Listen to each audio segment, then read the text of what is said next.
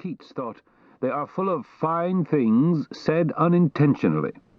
But our less romantic age has found inspiration and delight in the way emotion and thought are conveyed by a formal scheme with such clarity and impact. The sonnets are indeed full of fine things, and with all due respect to Keats, they are said intentionally. Analysts of form and content find much to admire in the technical triumphs, an internal rhyme, the effective use of alliteration, and the run-on lines that create a counterpoint of meaning against rhyme pattern. Careful study of the text bears rich fruit, but our purpose in bringing our selection to cassette was to hear the sound, not overburden the listener with commentary. Where absolutely necessary, we have tried to clarify a word or line we feel might be inaccessible to a modern audience. Most current editions of the poems carry extensive notes and analyses.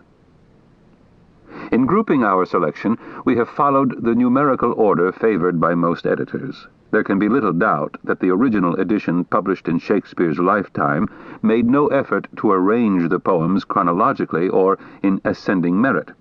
As the poet W.H. Auden remarked, any writer with an audience in mind knows that a sequence of poems must climax with one of the best.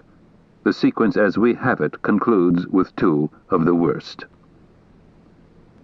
That some of the sonnets are to be read out of a sense of duty only has raised doubts of authorship, but we feel that since the poems were written under widely differing circumstances and for many different reasons, some are probably no more than first or second drafts, while others are highly polished. For the most part, we have included the latter and omitted the former. Whatever the genesis of these works, we hope you will enjoy this collection and share our sense of wonder at the immediacy with which the poet's thoughts and feelings reach across 400 years. All require careful attention. Many are worth listening to over and over. We hope all will entertain, intrigue, and inspire you. Wrote W.H. Auden, "More nonsense has been talked and written, more intellectual and emotional energy expended in vain, on the sonnets of Shakespeare than on any other literary work in the world.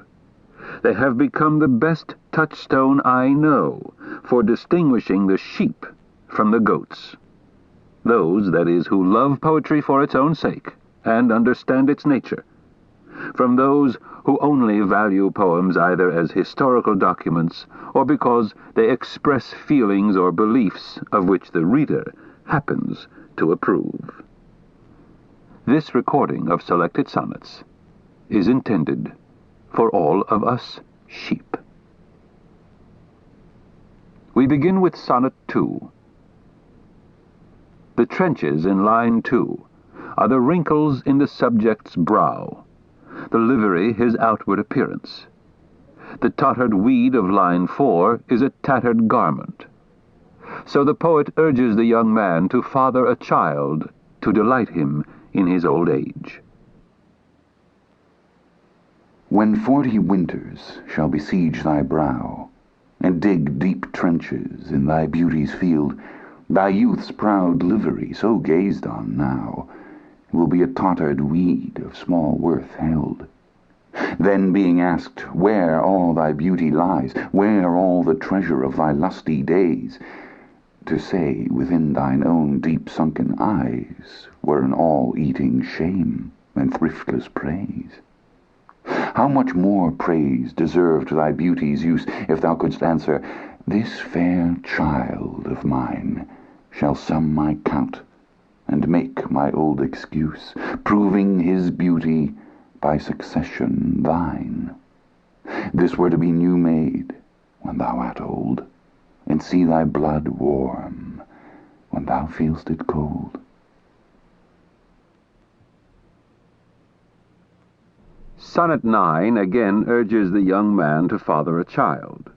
A rule of the classical sonnet is that it should convey one idea in its entirety. The point is certainly made emphatically here. Hap is happen, makeless without a spouse. Line 9 and 10 ask the subject to consider how beauty is wasted when its owner grows old and dies. But having a son...